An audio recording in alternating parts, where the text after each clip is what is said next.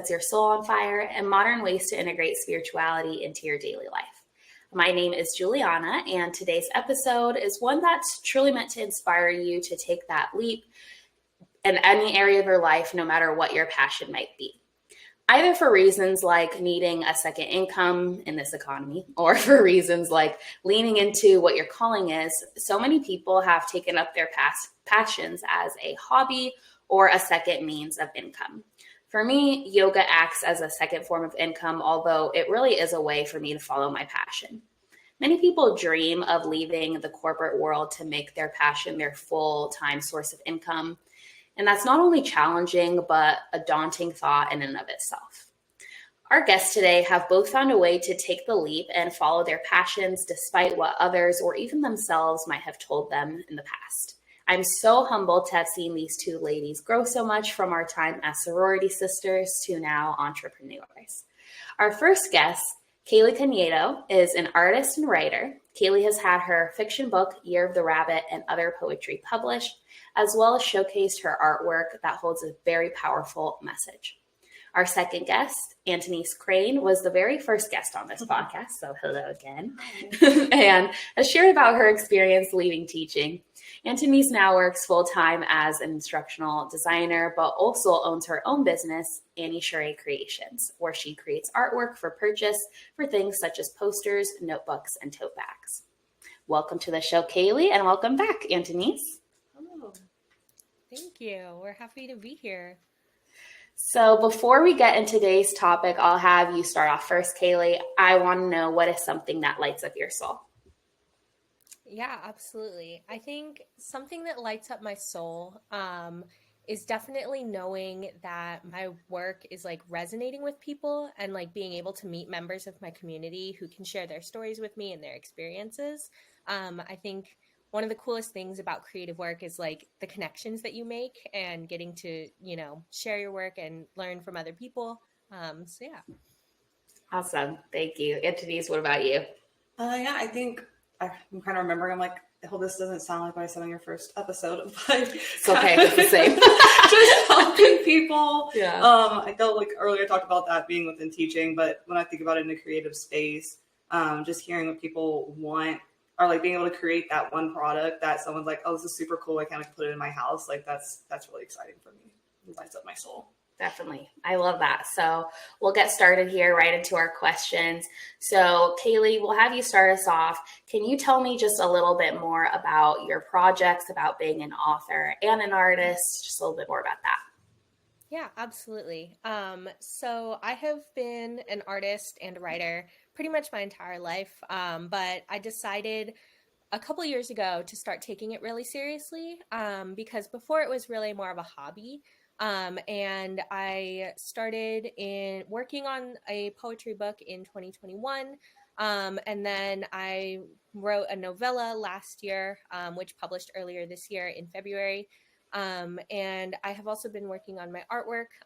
And I am currently working on a body of work that kind of centers around like my identity as a Filipino American, and like the history of the community of Filipinos within San Francisco.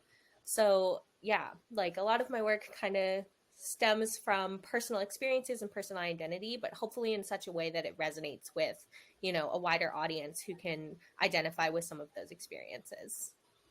Definitely. I think it's really important to have that work out. I have been reading a lot more books like that lately, kind of from different perspectives, whether it's, Asian American or African Americans, just to kind of learn more about it in a way. Like the fiction aspect of it is really cool because it's in a way that you're learning, but also there's this, you're like engrossed in that story still. Mm-hmm. Yeah, definitely. Awesome. And then Antonise.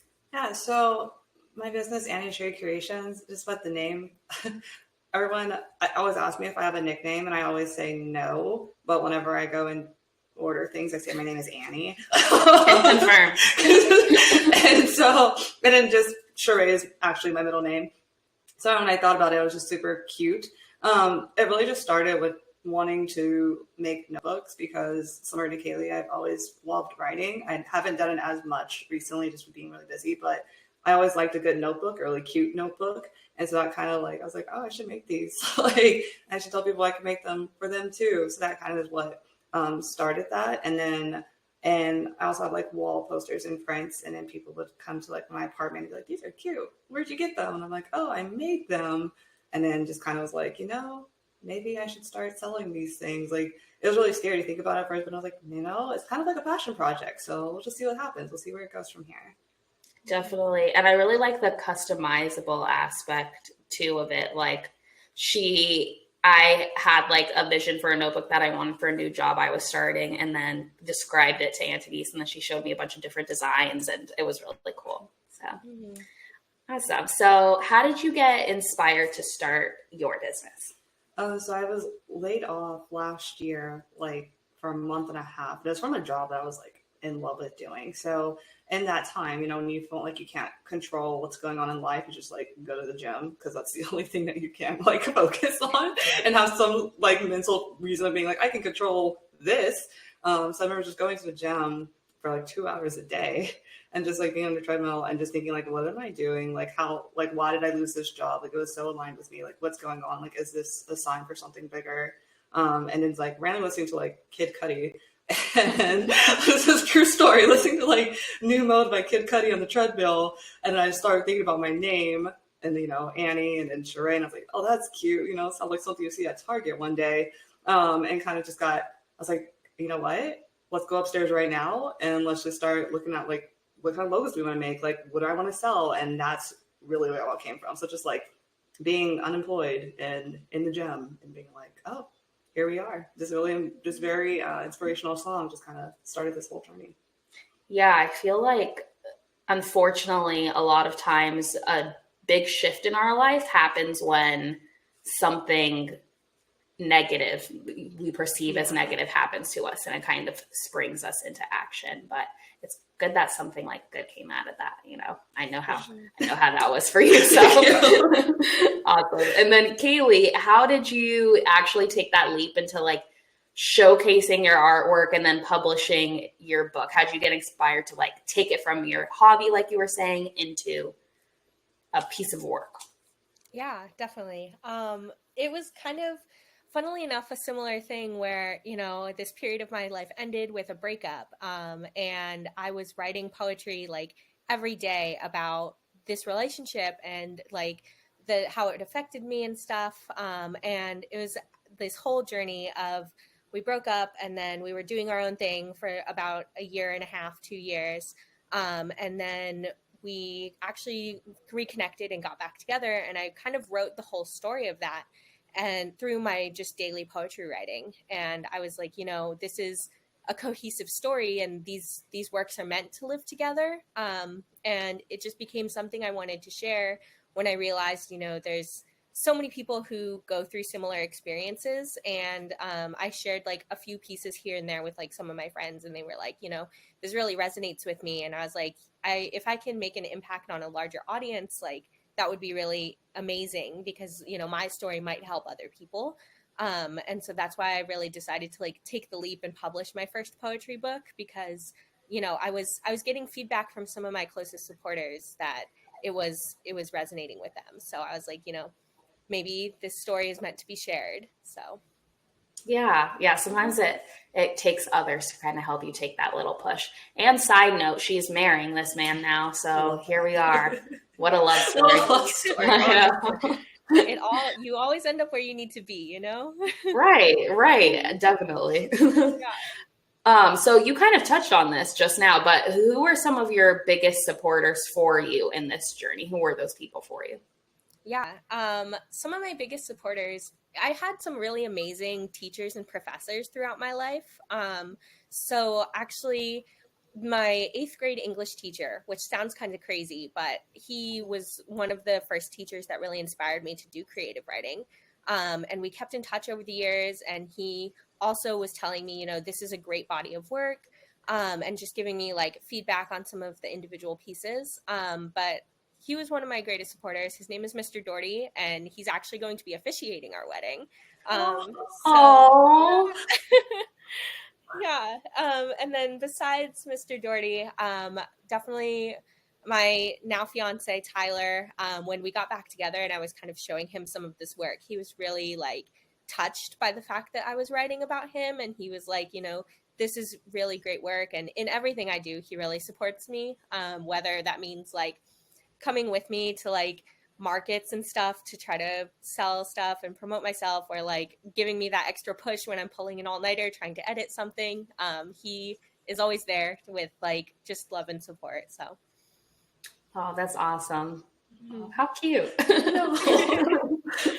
Sometimes, honestly, those elementary teachers, like, they have an impact on you. I remember my 5th grade teacher said something to my mom about my writing, and like she like stayed in touch for years after that. And it's crazy like how much they can see in you as well. So yeah, it's awesome. Like, because they see you from such a young age when you're like so creative and everything, and they're like, they really try to push that forward. So yeah, makes a huge difference. Yeah. What about you, Antonise? So I would say probably like my mom, because she's always been in my head about like the creative things I do. And she's like, you should sell this. Like, people would like this. This is really cool. And like, I myself would be like, it's really not that great. Like it is, but I'm like really like humbled about it. Just not wanting to be like, yeah, I'm really good at this. So she was like, I remember I told her, I was like, I'm going to start this business. I'm serious. Like we're going to get the LLC stuff started right now. And she was like, oh my God, I'm so excited about this. And then like when I launched my business last year, like her and my sister were like the first two, and they like spent like a good amount of money. They're like, we're supporting this. We're buying like 3 notebooks each, like all this stuff. So like my family and then definitely my friends too. Like when I launched my business, it was very out of the blue. It wasn't like no lead up. It was just like, oh hey guys, I've been thinking about this for 6 months and now here it is. And so like after doing that and like having like my friends support it as well, and just kind of ask questions like, kind of like this, like how did you start this? Why did you start this? And then kind of finding ways to help me promote that. So definitely friends and family. Awesome. And you kind of mentioned earlier, like you thought about the logo and you're like, what is it that I want to sell? And now you just said your LLC. How did you, for other people who maybe are thinking about taking that leap into following their passions, how did you figure out the action steps to get started for your business personally?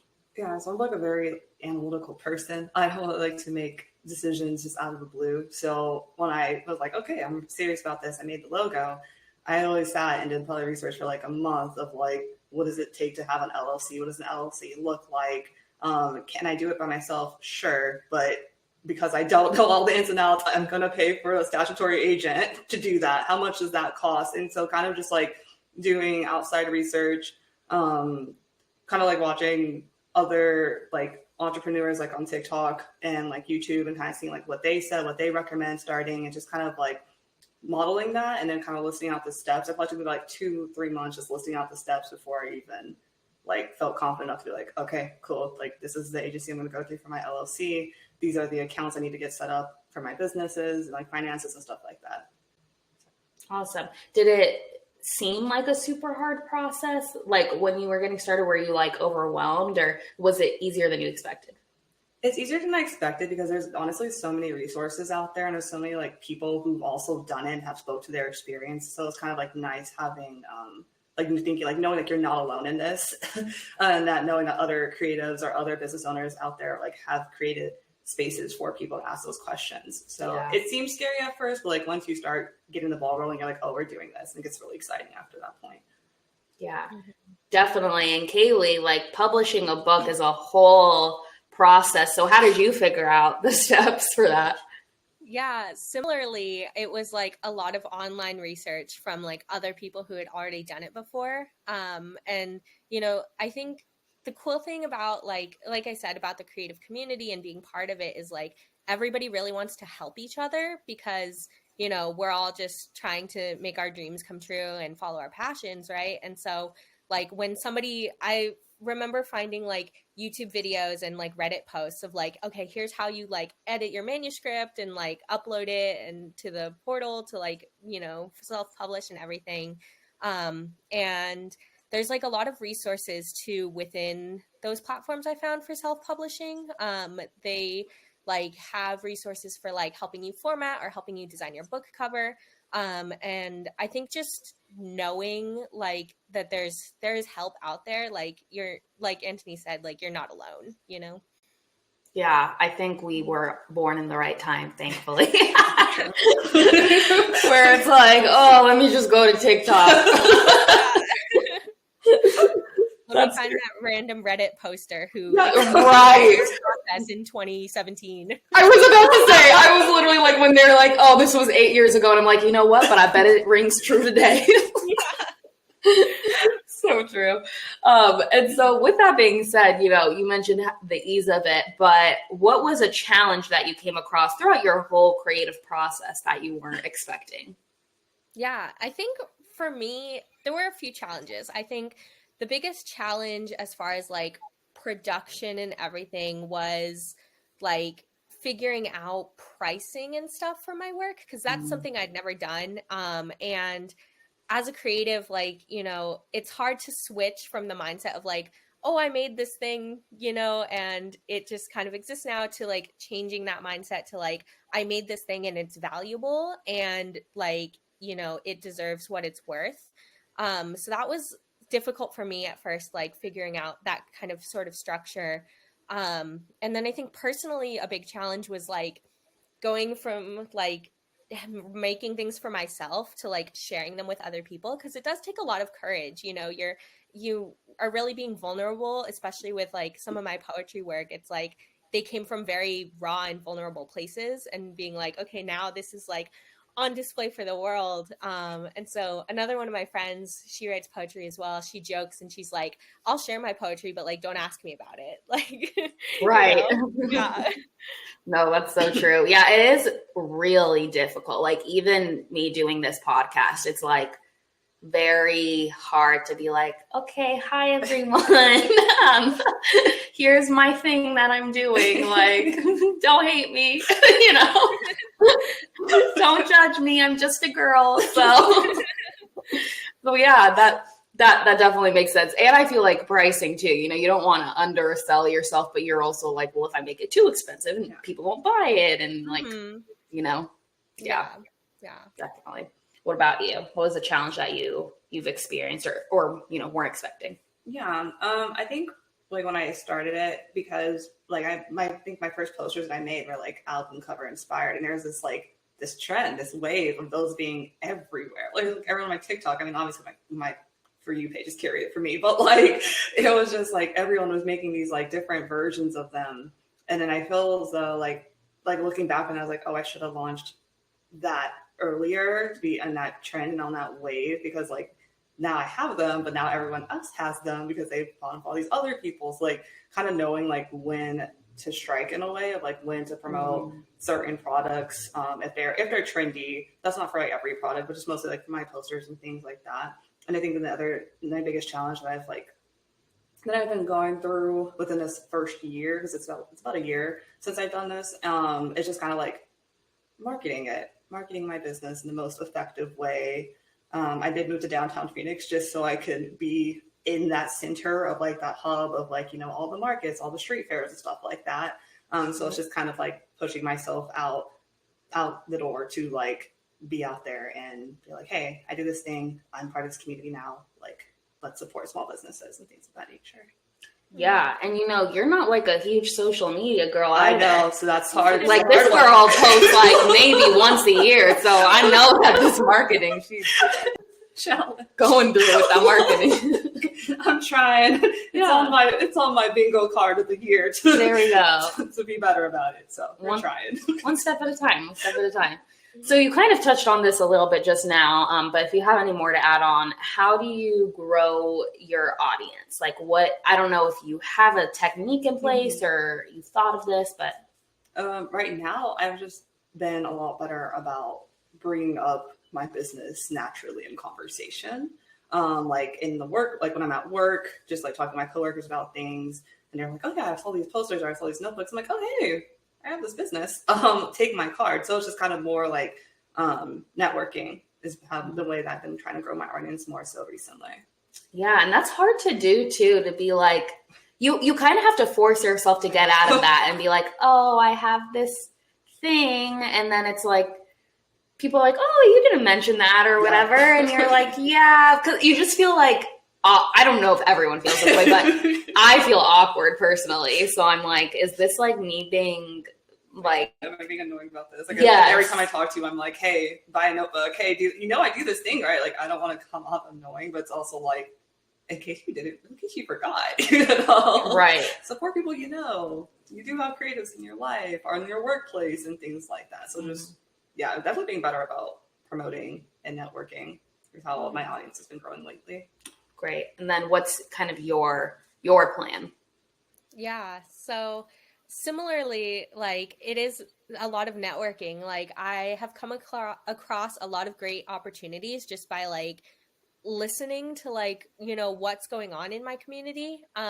So for example, like I was recently part of an art show, which was hosted at a tattoo studio where I had an appointment, and they posted the call for art and I was like, hey, like my art fits that, so like knowing that like even from like the most unexpected places you can find opportunities and connections, and I also am the same way where it's like, well, I'll be like talking to somebody and I'll be like, is now a good time to tell them about my book? Is now a good time to tell them about my art? And I'll be like in my brain, like, when do I bring it up? Yeah. Like, is this a first conversation thing or is this a third conversation thing? Right. Yeah. You end up like overthinking it. So. Yeah. But that's really cool about your tattoo shop. Yeah, it was really cool. It was a show for like Filipinx artists, and it's called Between Studios, and so they just opened recently, and they have like a whole bunch of really great artists working in tattoo, and in fine art. So it was a really cool opportunity. Yeah, that's awesome. Mm-hmm. And on top of this, all, your writing, your art, do you have a full-time job, like basic corporate job you do on top of this? I do, yes.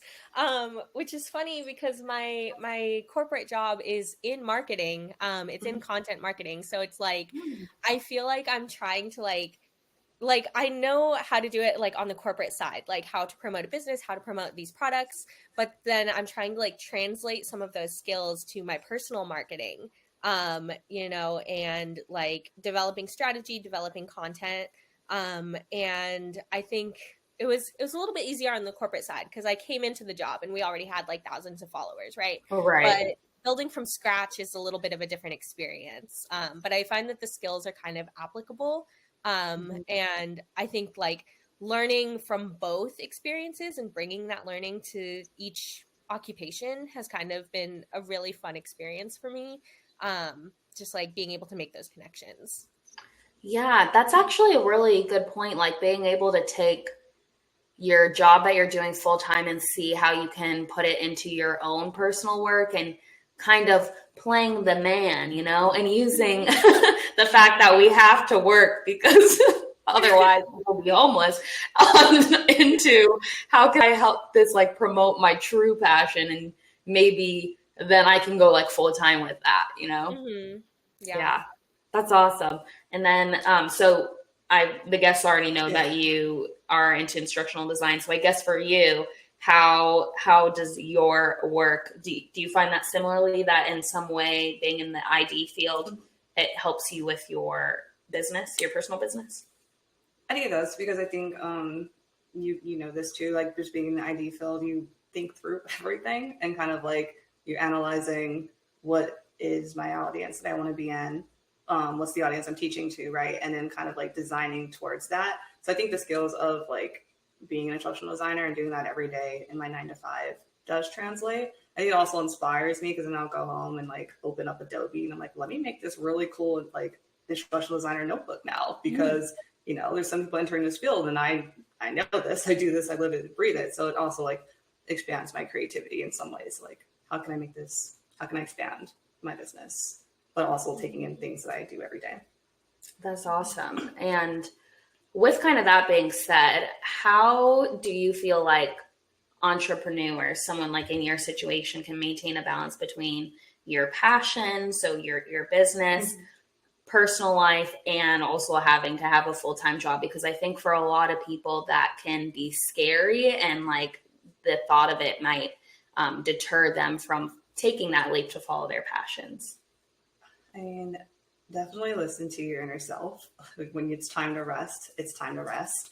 If you're in a creative block, don't force anything. Like, I'll get in creative blocks and I'll be like, oh my God, I want to make something. I have this itch to want to make something, but it's just not happening. And if I force it, now the block is happening longer. If I just like walk away from my laptop or walk away from my notebook and then just like, okay, let's go see some of our friends right now. Like, let's go, like walk my dog, and just like really, I think just listening to like what your body needs and not like ignoring your intuition. Definitely. The best way to balance that out. Totally. Yeah. And I feel like too, like you said, like listening to your body and like knowing when it's time to like go hang out with friends and go walk the dog. Like, you know, I think the biggest thing is like, don't forget to like nurture yourself and your like personal relationships, because it's easy to just like get into the groove and like be like, okay, I'm working on my passion. I'm working on all these things. But like, you also have to remember that like your life can inform your art and your business too. Like, you know, the things going on in your life can help you be more creative and help you, you know, find like networking connections. So I think like remembering that the social aspect of your life is just as important for your creativity as like just creating too. Yeah, definitely. Definitely. Just listening to that inner voice is super important. And for you, do you have any goals or plans when it comes to your writing or your art in the near future that you can share with us? Yeah, absolutely. So I have a couple plans. You know, I'm like constantly doing 5 million things, but I'm working on a book idea, which I hope will develop into a trilogy series. Yeah. So, and that is kind of inspired by a story I actually started in like the 8th grade, which, you know, at the time I wrote it in the 8th grade, I was like, this is really fun. And like, this is a fun story. But now it's like, as coming back to it as an adult, it's like, you know, I'm thinking more about like the implications of like what's going on in the society that I've built, in this world that I've built, and like what's happening between the characters and their relationships, and how that kind of mirrors like what happens in real life, if that makes sense. So it's been interesting coming back to that story as an adult with like an adult's perspective. And that's been really fun to work on. And then I also have a body of artwork that I want to work on, which centers around the displacement of Manila Town in San Francisco. So where the financial district currently is, there used to be like a community of Filipinos in Manila Town. And then they were displaced to the Soma area and sort of reclaimed Soma as like the new Soma Pilipinas, as it's called. So the new neighborhood. And then I also want to celebrate some of the leaders within that community through these artworks that I want to make. So hopefully I get some funding for a grant to be able to create that body of work. But I think regardless, it's something I'm going to work on. And we'll just see where it goes, I guess. That's awesome. I'm excited to see that. I was just looking at the art pieces that you had posted about recently, and they're beautiful. So I'm excited to see more. Yeah, I'm excited to make more. So definitely.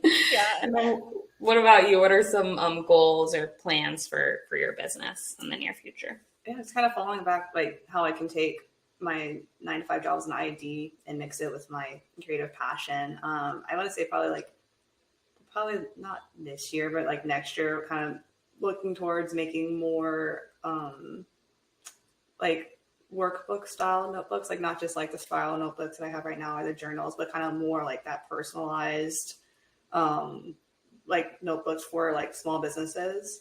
And just kind of like training materials like that, but like, you know, marketing it for them and then creating it for them is kind of where I kind of see I want to go. Kind of excited about doing that. So hopefully I can do that within the next year. Yeah, that would be awesome, especially if you have like little workbooks that you're making. That I'm in the field too, so I would love to get into that. Awesome. And so last question for both of you ladies. What is a piece of advice that you would give to listeners who want to take the leap to follow their passions, but, maybe you're afraid? I was like, just do it. But like, obviously, that sounds just do it. Just do it. But honestly, if it's been something that you've been thinking about for like maybe like a couple of weeks, a couple of months, and you're just like procrastinating on the idea, like if you just say, okay, just like, what's the worst that's going to happen? Just kind of frame your mindset around like, I made it. I think it's great. I think there's like 7 billion people in this world. Someone else is going to think it's great too. And it's like Kaylee had said earlier, like it can help other people, it can resonate with them. So like, don't be worried about it. Someone needs your art. Someone needs your creativity. Someone needs that product, that idea that you have in your head. Like there's a market for everything. There's an audience for everyone, and someone's waiting on you. Dang, that inspired me. I was like, she's right. Kaylee, do you have any advice you want to add on to that? Yeah, I think my advice is remember that you are the only person who can tell your story, right? So like all the people in the world, everybody has a unique experience, and each of those experiences is worth sharing and telling. So just don't be afraid to like be like, oh, well, I kind of make this thing, but I feel like, everybody is doing this right now. But like your perspective and what you bring to that thing that you're making, whether it's like art or writing or, like different products that you can make, like you are the only person who can do what you do, like your experience is valuable, and like other people will find the value in that as well. Totally. Mm-hmm. Well, thank you so much again, Kaylee and Antonise, for being on the show. Where can the listeners connect with you? Yeah, I have a website, so it is CayleeCanedo.com, and that is where I have some links to all of my work. I have my portfolio there, and then I have an email newsletter at the bottom. If anybody wants to subscribe, that would be awesome. Then they can stay up to date on like all the things that I'm doing. And I can also be found on Instagram at k.m.canedo. So. Perfect. I will put that in the episode notes. And then Antonise, I know we talked a little bit on the last episode, but let's refresh. Yeah, of course. So I have a website, Annie Sherry Creations. That's where like all of my products are at. There's also a little button that says custom order, where if you did want like a custom notebook or a poster or anything, that's where you can tell me all those details and I email you back. And then my email for my business is anniesheraycreations@gmail.com. Perfect. Well, that's all that I have for you today, everyone. Thanks so much for listening. If you like this episode, be sure to leave a review and share this podcast. You never know who in your life might resonate with it. Chat with you later.